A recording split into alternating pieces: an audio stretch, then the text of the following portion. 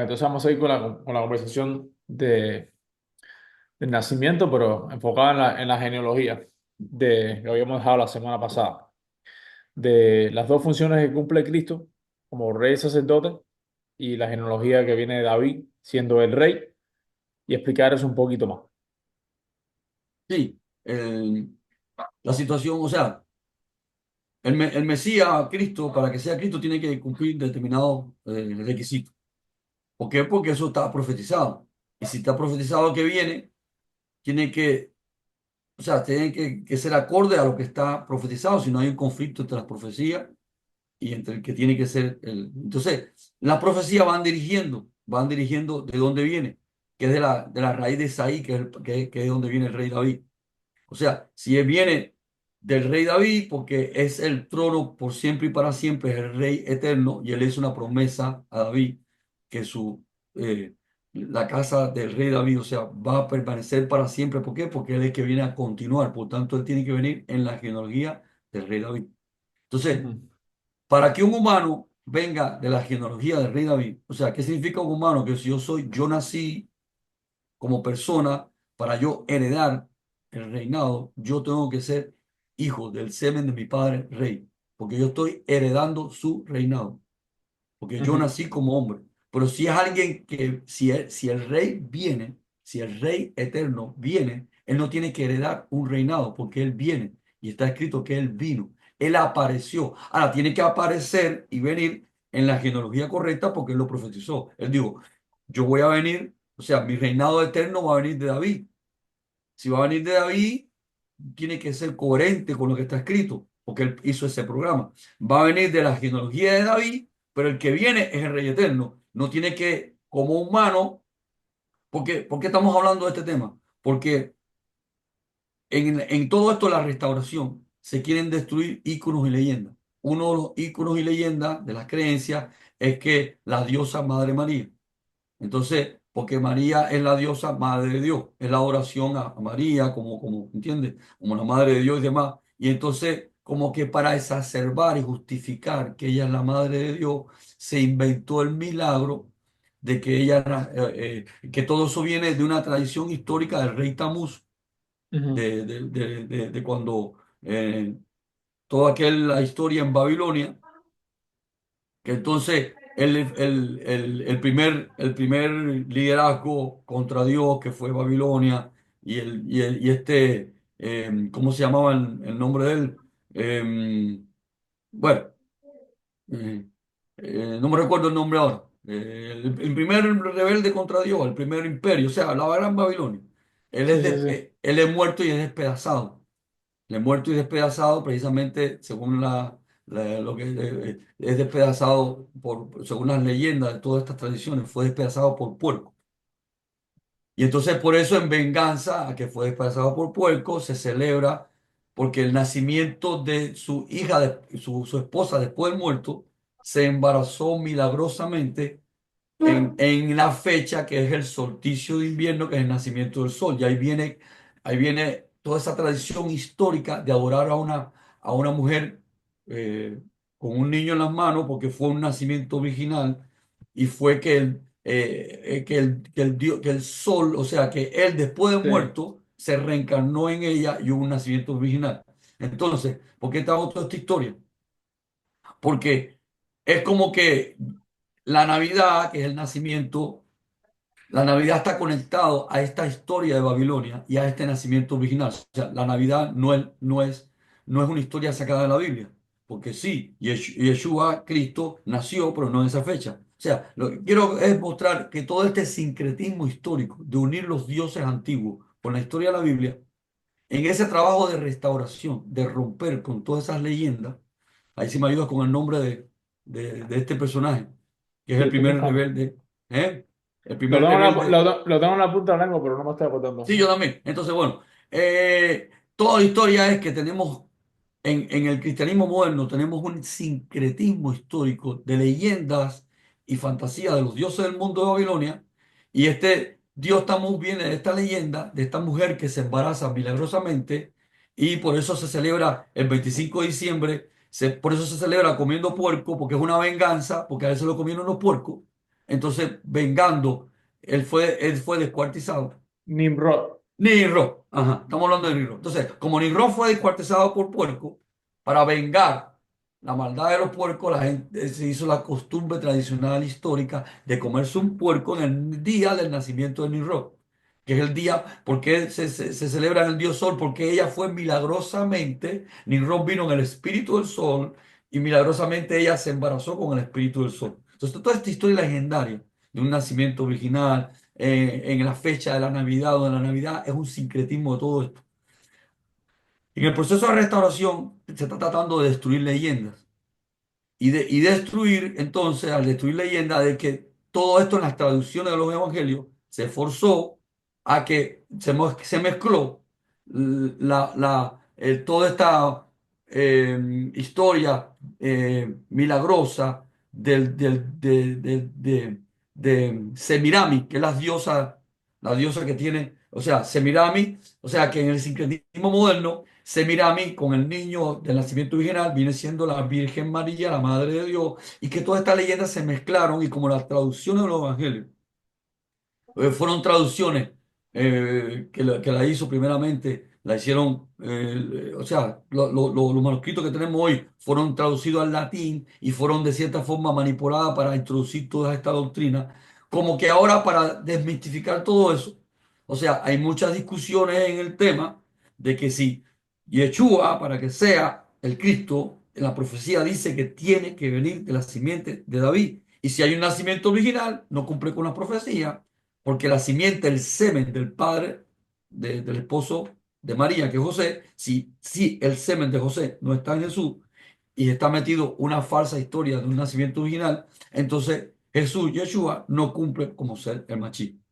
Entonces, una cosa es la mezcla histórica, otra cosa, una cosa es cómo se ha hecho el sincretismo histórico y otra cosa es tratar de entender cuál es la verdad bíblica. Y entonces, la verdad bíblica, o sea, vamos a quitar el sincretismo histórico, vamos a quitar el sincretismo de las mezclas con los dioses paganos, pero no podemos, o sea, vamos a hacerlo con fundamento bíblico. Y si cuando decimos que, si yo digo que tiene que venir del semen que lo dice, porque Pablo lo dice, de la simiente de David, está escrito. Pero si la simiente de David representa que el papá de Jesús tuvo que tener el procedimiento normal para generar un niño, que es que papá y mamá se acostaron y vino un niño humano que va a ser el Cristo, el Machía, enviado por Dios, entonces como los profetas y demás, tiene que, para cumplirse el Machía, tiene que se venir del semen directamente del papá, porque José está en la genealogía de David.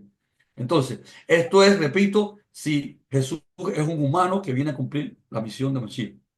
Pero si el Machía es la manifestación visible de él, porque dice la Biblia que él vino en carne. Él no tiene que heredar, él no tiene que heredar de nadie nada, porque él es el Rey eterno y el dador de todas las cosas. Ahora, él sí, si él estableció un proyecto profético, él tiene que cumplir, que tiene que venir, repito, venir en la genealogía correcta. Y si él viene en la genealogía correcta, precisamente por eso se describe en el Evangelio de Mateo y en el Evangelio de Lucas están definidas las genealogías, porque si él nació y él vino y él es el Mashiach, él es el Cristo, tiene que demostrarse que se cumple la genealogía, porque en qué genealogía vive. Entonces, en la genealogía de Mateo está la genealogía de María, de Miriam. O sea, y Miriam viene de David. O sea, en la pareja que él apareció, porque él apareció en esa pareja, y él salió del vientre de María, ya vimos que María cumple que viene de la genealogía de David. Pero por la regla que se estableció en los reinados de Israel, también tiene que venir, no se, no, la regla del reinado no se miraba por la madre, se miraba por el padre. Entonces vamos al padre. Ah, pero si es un nacimiento virginal, José no cumple con o sea, Yeshua no va a nacer, Jesús no va a nacer del semen del padre porque si es un milagro, si es un milagro y es un nacimiento virginal, entonces no se cumple que vino por el semen de José, del padre. Pero el padre, cuando vamos a la genealogía de Lucas, José también viene de la genealogía de David. O sea, los dos, Miriam, María y José, Joseph, vienen de la genealogía de David.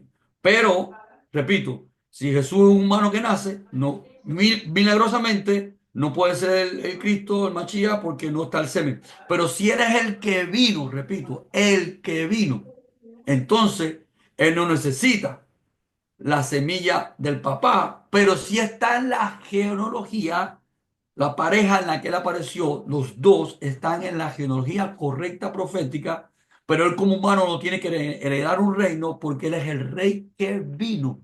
Esto es importante porque Cristo está, él vino en carne, él se apareció. Dice que el que no confiese que Yeshua vino, si vino no nació, es persistente. Lo que históricamente en el escenario que se Pero, observa, se ve que un niño nace. hay un detalle curioso ahí, es como que estás planteando de que él no tiene que cumplir con nada, pero cumple con todo a la No, misma no, vez, no, no, no, ¿entiendes? perdón, perdón, perdón. Él tiene que cumplir con todo, porque la profecía es todo. Pero la tiene que cumplir no como un hombre, sino, o Ujú. sea, si se va a cumplir como un hombre, no la cumple, porque tiene que venir del semen de José. Pero si es que él viene, la está cumpliendo, porque está vendiendo un rey que no tiene que heredar, pero está en la genealogía correcta, porque los dos, la pareja, María y José, vienen de la genealogía de David. O sea, sí la tiene que cumplir porque él lo dijo, y él no puede mentirse a sí mismo, pero la tiene que cumplir. El cumplimiento es diferente si es un hombre que nace o es el que viene. Es lo que estamos explicando. La pregunta es un hombre que nace, es humano, o es el que viene en un hombre? Si él viene, él tiene que venir en la genealogía, pero él no tiene que heredar el reino porque él es el reino eterno. Pero tiene que cumplir que tiene que venir en la genealogía que él dijo que va a venir. Ahora, si es un hombre humano, y no es él que viene, sino él, un hombre humano que va a ser el machí escogido, pero es un hombre, entonces sí tiene que tener la semilla de su papá, porque es un hombre que va a heredar un reino. O sea, la pregunta ¿es un hombre o es el rey que viene? Y si es el rey que viene, no hay ningún problema que sea un nacimiento virginal y que sea un milagro. Y además tiene que ser, porque él viene. Y eso cumple con la profecía más, o sea, con la primera. ¿Cuál es la primera que habla de este tema? La de Génesis, que dice, de la simiente de la mujer va a venir el que le aplasta la cabeza a Satanás. Y esa simiente de la mujer tiene que coincidir con la otra profecía, que esté en la genealogía del rey David. Ok. Porque tiene que venir de la simiente. Y ya explicamos que la verdadera simiente es la mujer, porque el óvulo es la semilla, que el espermatozoide no es semilla. Es semilla en el sentido que se siembra en el óvulo, pero la semilla, la fábrica es el óvulo y del espermatozoide no recibe nada para armar, o sea, para armar a la persona. Pero sí, Deja terminar la idea porque en otros videos quizás la gente lo ha visto. O sea, el óvulo recibe del espermatozoide caracteres para intercambiar, pero la fábrica completa, la semilla, es el óvulo. ¿Qué me iban a preguntar? sí, pero sí, pero si hubiese nacido de los dos naturalmente, José y María, aún así hubiese cumplido con la profecía principal, porque los dos son de la genealogía de David. O sea, hubiese venido la semilla de la mujer igual Sí, pero y entonces, hubiese sido rey sacerdote. O sea, el espectáculo de, de, del milagro, ponle, vaya, del milagro, tuvo que ser, está bien, pero pudo haber no sido y aún así hubiese sido sí, todo.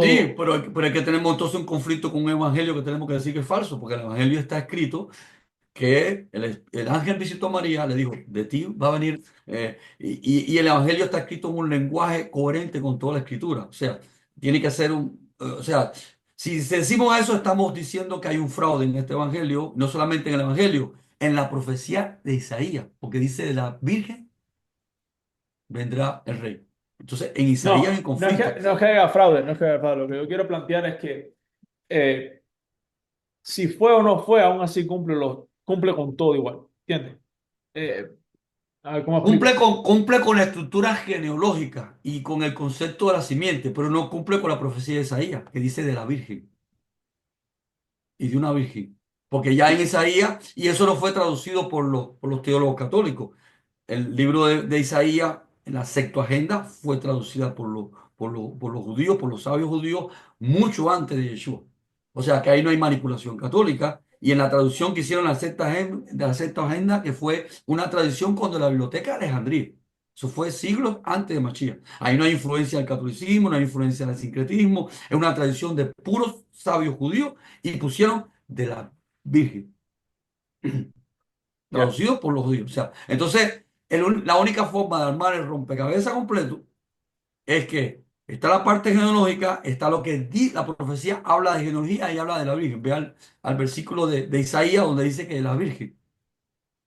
O sea, que va a venir de la Virgen. Y eso, esa traducción no es católica, no es moderna. Es de cuando la Biblioteca de Alejandría, eso antes del nacimiento de Yeshua fue hecha esa traducción. Y fue hecha por sabios judíos. Y ahora se está Ok. discutiendo que cuando ellos dijeron virgen, ellos se referían a una joven y una joven, pues, pero no, ellos pusieron virgen y lo tradujeron así. Isaías 7:14, por tanto el Señor mismo os dará señal. He aquí que la Virgen concebirá y dará a luz un hijo y llamará su nombre Emmanuel. Ok. La Virgen concebirá. Esa traducción no es católica, esa traducción no es de todo este escenario manipulado moderno. Esa traducción es de cuando imagínate, la Biblioteca de Alejandría, eso es siglos antes del nacimiento de Yeshua y fue hecha por sabios judíos, por los Pero santos. una pregunta, no es para hacer tanto, sino como que, pero esa biblioteca no se quemó completa, o sea que se perdieron todos los datos y todo eso se perdió y ahorita tenemos como un Pero sí, reinicio. se perdió la traducción, o sea, la traducción se hizo por pedido de la biblioteca, pero la traducción quedó, no solamente en la biblioteca, quedó para siempre, en todos los, o sea, quedó como o sea, fue una petición de aquel tiempo donde se hizo, pero la traducción quedó hecha para toda la, vamos a decir, la biografía del tiempo, no solamente en la biblioteca, sino que ya quedó, la traducción quedó en el, ¿por qué la traducción quedó? Porque era el pueblo judío disperso en las naciones que ya no sabían hebreo. Entonces, la tradición quedó entre ellos, quedó entre la literatura de ellos. Ya se hizo, ya quedó, porque el pueblo judío dispersado en las naciones, el idioma internacional de aquel tiempo en toda Europa era el hebreo. Y esa quedó como la Biblia oficial del pueblo judío que ya no hablaba hebreo, hablaba griego. Y esa Biblia oficial, esa era, fíjate, cuando llegó Machía, esa era la Torah que existía en griego, porque era un escenario griego. O sea, esa era, vamos a decir, la oficial internacional para toda Europa.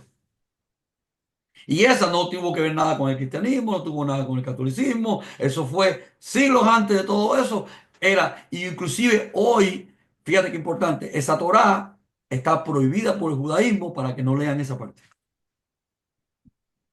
O sea, era la más importante, era la internacional, y de que pasó todo esto del cristianismo, todo esto, el nacimiento original, ¡bum! La descalificaron.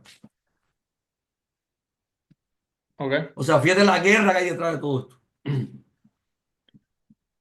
Entonces, justificar de que, o sea, toda la natividad y el 25 de diciembre sí es una mezcla sincrética del dios Tamuz, de la diosa Semiramis, de un nacimiento virginal que se inventó en la historia. Pero eso no tiene que ver, y todo eso sí es mezcla y sí es paganería. Ok, pero eso no quiere que ver que cuando Yeshua nació, Jesús nació en la fecha correcta y en el momento correcto, según las profecías correctas, y la profecía correcta registra genealogía, simiente y, como dice el profeta Isaías, que la Virgen dará a luz. Y eso no es, fíjate, esto es importante, eso es una señal, es importante, porque es una señal que define que tiene que ser el Mashiach. Y eso no lo hicieron los católicos, eso no lo hicieron los cristianos, eso está traducido de cuando la Septuaginta, de cuando la Biblioteca de Alejandría. O sea, no es que era el libro de la Biblioteca de Alejandría, es que surgió por una petición. Esa traducción se hizo para que en el universo que había de literatura y demás, estuviera la Torá también en el lenguaje del tiempo. Vamos a decir que el griego en aquel tiempo era como el inglés hoy, era el lenguaje internacional. Y ese trabajo quedó dentro de la biblioteca del pueblo judío porque era el lenguaje, o sea, el lenguaje, cuando en la dispersión de los judíos en las naciones y en toda Europa, el lenguaje que más hablaban ellos, muchos judíos, muchos ya no hablaban hebreo, o sea, eh, era el griego. Ya. O Ok. sea, fíjate, en el entorno de cuando Yeshua vino, y Yeshua amaneció, en el entorno del ministerio de Yeshua, ese era, vamos a decir, la Torá oficial, porque era la Torá internacional en griego para toda la dispersión de los judíos en la nación. Y esa Torá era en griego, no tiene que ver nada con el sincretismo. Lo que pasa es que en el sincretismo hay un tema común. ¿Cuál es el tema Ujú. común en el sincretismo? El nacimiento original, que de la diosa, desde el rey Tamuz, desde este, me dijiste, ¿cómo se llama? Nimrod.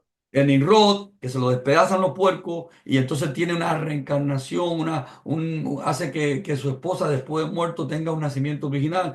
Toda esa historia es un sincretismo, pero luchar, o sea, vamos a destruir el sincretismo, pero vamos a dejar lo que es fundamento bíblico. Y una cosa no tiene que ver con la otra. Y entonces en el fundamento bíblico tenemos que tiene que cumplir genealogía y si es un humano que nace, no puede ser virginal porque tiene que venir del semen, de la semilla del padre. Pero si es el que viene, él es rey y va a venir en la genealogía correcta, en la pareja que cumple con la genealogía correcta y tiene que cumplir con toda la profecía. Y la profecía dice que la señal, esto es importante, la señal es que la Virgen va a dar a luz. Ok. Ahora muchos están diciendo que cuando aquella gente tradujeron, ellos se referían a una joven, una virgen, pero ya eso es entrar en la especulación. Sí, sí, pero porque si es un nacimiento natural de una joven, como todo lo demás, pues no es necesariamente una señal. La gente lo ve como que eso es normal. La señal fue el impacto Y de que es que que fue no, en una porque virgen. joven es cualquiera, pero una virgen no. Una virgen no ha tenido nacimiento virginal, es un milagro. Y entonces, ¿por qué entonces esta Septuaginta ahora es eliminada y prohibida en el judaísmo moderno? Para que no se vea el tema. Sí. Pero regresando al tema inicial de esto de la genealogía. Ok, estamos viendo lo del rey, la parte del rey, porque él viene a cumplir, como habíamos hablado, los dos roles, rey y sacerdote. Pero eh, vamos a decir que ya lo dejamos ahí, que los dos, padre y madre, José y Miriam, vienen de la genealogía de David, aunque cumpla solamente por Miriam, viene de la genealogía de David, se cumple con el reinado a través de la genealogía. Pero está Sí, también la parte, y por Miriam se cumple la simiente, porque ya vimos que de sí, Génesis dice que la simiente es la mujer, y ya vimos que biológicamente la mujer sí es la simiente, en el sí, sentido del 100%. exacto. Ok, entonces la parte del reinado está ahí. Pero ¿qué tal la parte del sacerdocio? Porque el sacerdote de aquella época era Juan el Bautista. Sí, Entonces, si el sacerdocio a través de la genealogía es Juan, ¿cómo es que Cristo cumple con el sacerdocio? Cumple con el reinado de la parte de la genealogía. Y también obviamente estamos considerando de que es Dios, él ya es rey y sacerdote, pero si lo vamos a mantener todo junto, entonces ya tenemos la genealogía de rey, pero ¿qué tal la del sacerdocio? sí, porque el sacerdote, Juan el Bautista, pues precisamente es el que prepara el camino para Yeshua, porque él era el sumo sacerdote. ¿Y por qué no estaba en el templo? Porque en el templo estaba el sumo sacerdote corrupto. Sí, había corrupción. Que era la corrupción que Roma compraba para manipular a Israel, y ahí estaban, fíjense si era corrupto, que el sumo sacerdote tenía que ser uno solo. Y había dos, Ananías y Caifás, Caifás y Ananías. O sea, creo que uno era el padre del otro, ahora no recuerdo bien, pero era algo que era un, como decimos hoy en día, la mafia, ¿no? La familia. Y fíjate que eran dos, eso es ilegal. Y ellos eran los sacerdotes, el sacerdocio corrupto porque a ellos no les tocaba, era aquello que era aquel sistema corrupto comprado por Roma para manipular a Israel. O sea, el verdadero sumo sacerdote que le tocaba es Juan el Bautista. Él no, ya no está en el templo porque hay corrupción, pero está en el lugar correcto. Porque ¿qué es lo que es un sacerdote? Un servidor. Y si él es el sacerdote, él es el que tiene que preparar el camino para venir al Mashiach. Y ahí donde está él. Él está en la función correcta, hay un oportunismo histórico, hay una corrupción en el templo, pero él está en la posición correcta, que es haciendo la función del proyecto de Dios, que es el que prepara el camino y es el que donde se hace esta, vamos a decir, ¿cómo se dice? Cuando alguien se anuncia públicamente que él hace el bautismo y públicamente el padre dice, este es mi hijo amado, y se acabó, llegó el ministerio. O sea, que es o sea, el anuncio público se hace con el sacerdote correcto, que es Juan Bautista. Entonces, ¿de qué sacerdocio estamos hablando? Estamos hablando del sacerdocio del servicio del templo. Y el templo y el tabernáculo es una clase, es una sombra, es un modelo de enseñanza del cumplimiento profético del verdadero sacerdocio. Que el verdadero sacerdocio no quiere decir que no es verdadero aquellos hombres que son servidores de Dios. No, pero me refiero al verdadero sacerdocio de aquella expiación por la humanidad, donde si es la expiación por la humanidad, si es el pago de todo el ruido, de todo el pecado de este programa, el único que puede hacer eso es el artesano, es el ingeniero. O sea, no porque las fichas de la fábrica no son verdaderas, pero cada parte en la fábrica le toca una parte del proceso. Y el único que puede corregir, ahí se lo fue ya el tiempo, el único que puede corregir el pecado, el ruido de todo el sistema es el ingeniero. O sea, cuando digo sacerdocio verdadero es el sacerdocio eterno en la expiación. Y este sacerdocio tiene el nombre del orden del Melquisedec, porque el orden del Melquisedec es un ministerio sacerdotal eterno, que no depende de la localidad histórica a partir de un hecho que cuando surge el sacerdocio de los levitas, surge cuando Israel peca y cuando Moisés baja del monte Sinaí con las tablas de los mandamientos, ellos se habían hecho su propio Dios, un becerro de oro. Y cuando ellos están haciendo su propio Dios y están en su idolatría, en su problema, Dios dice, esto hay que, o sea, todo esto es blasfemia, hay que destruirlo, hay que volver a hacer. Y entonces, ¿quiénes son los que se levantan en mi sacerdocio, o sea, en mi juicio, y dan espada? Y los que se levantaron fueron la tribu de Leví. O sea, ellos se ganaron ser el grupo de confianza, el ministerio sacerdotal del proyecto, o sea, ese ministerio sacerdotal que está mostrando la expiación eterna, porque ellos hicieron sacrificio, ellos mataron a todos los que estaban en corrupción, pero ellos van a hacer una representación histórica de de toda la expiación en el tabernáculo, de todo aquello que va a ocurrir proféticamente, porque va a ocurrir proféticamente, porque cuando se vaya a hacer, lo tiene que hacer el ingeniero, el alfarero. O sea, solo el alfarero puede formatear la máquina porque solo el creador tiene toda la información. O sea, ¿qué dice la Biblia? Que no hay hombre que no haya pecado. Entonces, si no hay hombre que no haya pecado, porque todos nosotros estamos en el ruido, no hay ninguno de nosotros que tenga toda la verdad para corregir el ruido, porque en nosotros hay ruido. ¿Quién es el único que no tiene ruido? El diseñador. Entonces, el sacerdocio expiatorio, el sumo sacerdote, tiene que venir entonces del orden de Melquisedec, que es un orden que es eterno, que es un orden que no depende de genealogía, no depende de, de, de un sistema. Porque ¿qué Dios hace con Moisés? Hace con Moisés un sistema de instrucción, una enseñanza. El modelo del tabernáculo es una enseñanza visible del proyecto de Dios, donde hay actores. Estos actores están representando lo que Dios va a hacer, pero ellos son actores, ellos no son el original. O sea, el tabernáculo está mostrando la expiación, el cordero que se sacrifica en el altar, que para que mis pecados tiene que morir alguien por mi pecado, por mi problema. Pero todo eso es una clase, cuando yo digo para clase, para niños, porque es ilustrada, con actores, porque ¿quién realmente es el Cordero de Dios? ¿Quién es el que viene a pagar la vida, o sea, a invertir la vida, la muerte y el pecado? El mismo ingeniero. Cuando en el cumplimiento de los tiempos, todo el modelo del tabernáculo es profético. Por eso Yeshua dijo, Jesús dijo, Moisés habló de mí. Porque todo ese proyecto del tabernáculo es él, porque él dijo, yo soy la puerta, yo soy el camino. O sea, cuando está diciendo quién yo soy, está hablando del tabernáculo. Yo soy esa puerta, ese camino, ese programa en que tienes que entrar. Yo soy esa luz, yo soy el pan, porque en el tabernáculo estaba el pan, estaba la luz, los 7 espíritus del Cordero. O sea, él está diciendo, yo soy ese proyecto en el cual hay actores que me están representando. Y ahora no viene el actor, ahora viene el sumo sacerdote, o sea, el ingeniero. Entonces aquí viene un conflicto. Si él es Dios, ¿cómo va a ser servidor del mismo? ¿Sí? Entonces aquí es donde vienen las Sí, discusiones pero de que antes que entres en eso, mencionaste, porque estaba la pregunta es como si la genealogía de rey cumple con lo que viene de David. La genealogía de sacerdote no cumple porque no eh, cumple con el sacerdocio humano, pero sí con el cumple con el sacerdocio. Pero sacerdocio de sí, Melquisedec. Pues esa es la pregunta, esa es la pregunta. Y Melquisedec, ¿qué es lo que se conoce? Que él no tiene genealogía, simplemente que es el concepto de sacerdote que siempre estuvo y siempre va a estar. O mm. sea, no Sí, tiene lo que a veces principio ni fin. no hemos confundido que cuando la Biblia habla de Melquisedec pensamos que es un hombre. Y Melquisedec es un concepto, un ministerio sacerdotal que no depende de estadios históricos, de estadios sociales. O sea, a veces confundimos al nombre Melquisedec como una persona porque se le pareció a Abraham, pero a Abraham se le apareció el sacerdote, o sea, el sacerdote Melquisedec, pero el título Melquisedec es un ministerio, Sí, es un ministerio es eterno una imagen representativa de un ministerio de eterno. un ministerio eterno que no depende de escenarios De históricos, genealogía. ajá. Y entonces, Yeshua, y eso está en el Salmo. que él viene, fíjate que eso está en el Salmo, eso está antes de las discusiones, o sea, Pablo está refiriéndose al Salmo, él viene desde o sea, él es sacerdote, el Salmo dice sacerdote para siempre, en el orden de Melquisedec. El Salmo está diciendo que Melquisedec no es una persona, es un orden.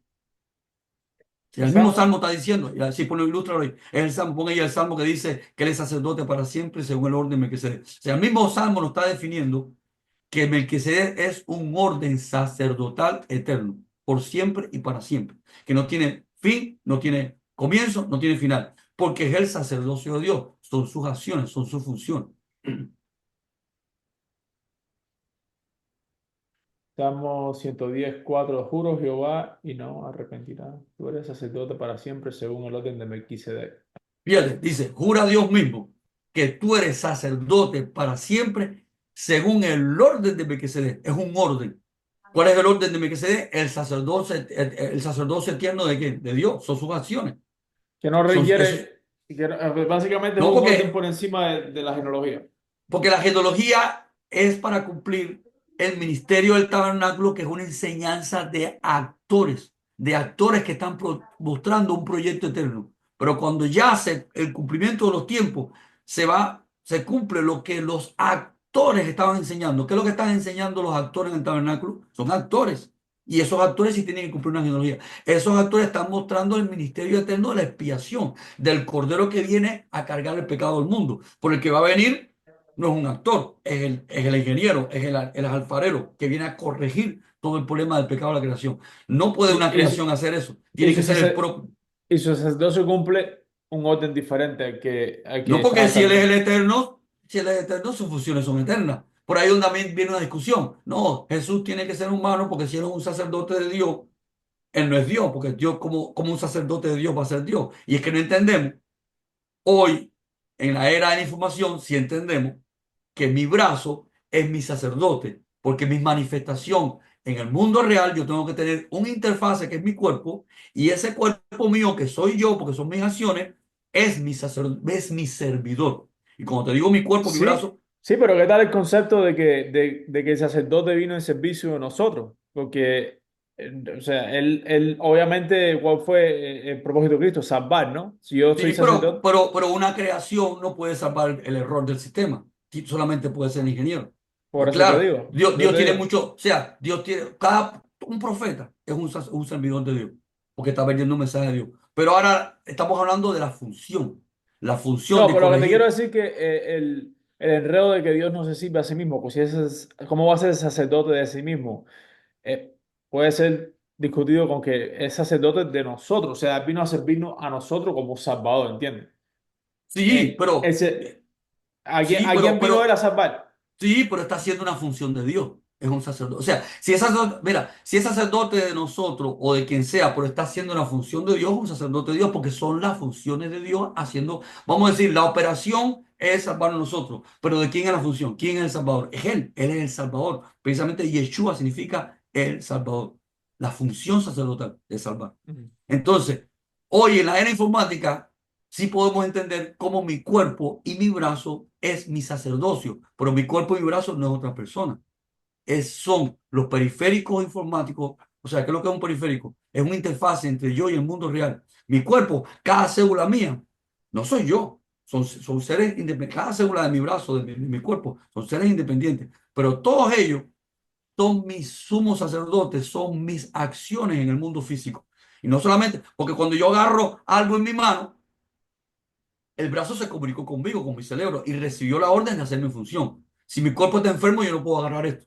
O sea, mi cuerpo, que es independiente a mí, porque esas células son independientes a mí, es una representación de que soy yo. Eso no es otra persona. Como esta pantalla de YouTube, contigo no está hablando otra persona, no, está hablando una tecnología que me está representando a mí. Esa imagen soy yo, aunque esa imagen está en esa pantalla y está fuera de mí porque está en internet, pero es yo, me representa a mí. Igual que cuando tú estás manejando un carro, ese carro es un sacerdocio tuyo. Si ese carro mata a una persona, ¿quién la mató? ¿La máquina, que es una maquinaria, o el chofer? O sea, la maquinaria es un sacerdocio, es una extensión de tu cuerpo. Cuando estás manejando un carro, esa máquina eres tú. Tú matas a alguien, fuiste tú que mataste, porque ese carro completo es una extensión de quien tú eres. Ese carro completo no es otra persona. es una extensión de tus acciones, es un sacerdocio tuyo. Y ese carro se está comunicando contigo qué hacer por el timón. Sí, Entonces, eso, que es lógica, o sea, es lógica, es sentido común, lógica extrema. Es como que aquí los en- casos que se hacen para desarmar al pueblo es que las armas matan gente. No, la gente matan gente con armas, ¿entiendes? claro, quien tiene usando el arma es una extensión mía. Si yo tiro una bomba, esa bomba soy yo, es una extensión, son mis acciones. Entonces, cuando Dios tiene sacerdocio y tiene mensajero, hay sacerdocio directo y sacerdocio indirecto. Hay mensajero directo y mensajero indirecto. Cuando yo tengo un mensajero indirecto contigo, cuando yo te envío un paquete con una persona. Pero cuando yo tengo un mensaje directo contigo, cuando yo te hablo, porque yo te estoy hablando con mi cuerpo, pero mi cuerpo no es otra persona, es mi funcionalización. Cuando yo te hablo por YouTube, son mis funcionalizaciones, soy yo. Cuando yo te envío con una persona un paquete, es un servicio, sacerdocio indirecto o una mensajería indirecta. Pero cuando yo directamente con mis periféricos, con mi cuerpo, con mi voz, que son mis funcionalizadores, con mi computadora, con mis herramientas. Te estoy hablando a ti, soy yo directamente. No hay otra identidad por el medio. Son mis periféricos, son mis imágenes visibles. Y Yeshua, Cristo, es la imagen visible de Él. Es la funcionalización de Él. Por eso Él dijo, quien me ha visto a mí, ha visto al Padre.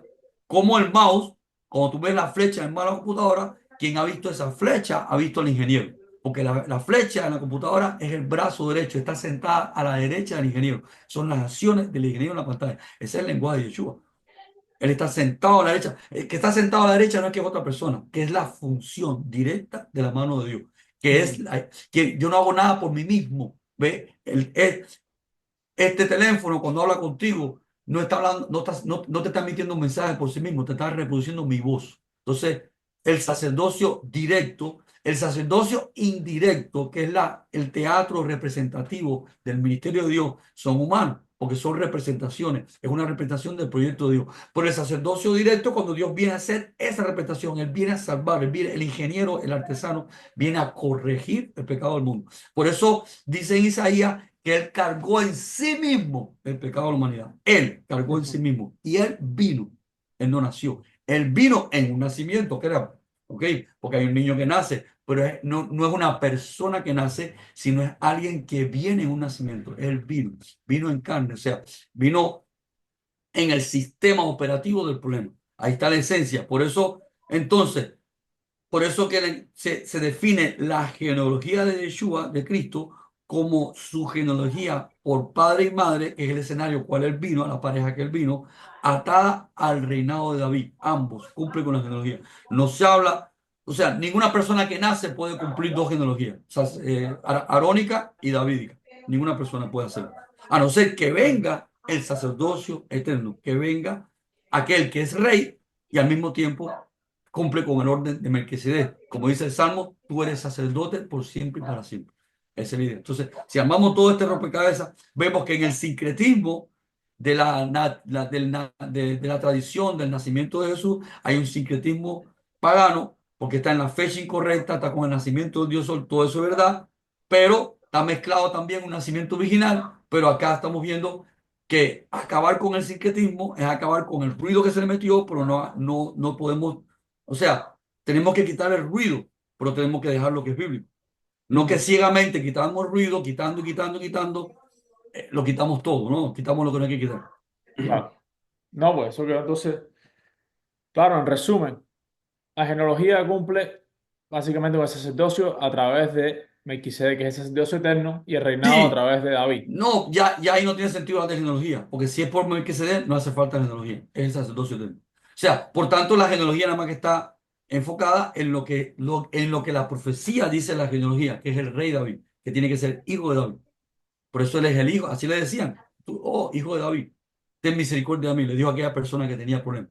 Hijo de David, ten misericordia de mí. O sea, la genealogía apuntala a eso. No hay genealogía sacerdotal porque el sacerdocio no necesita genealogía.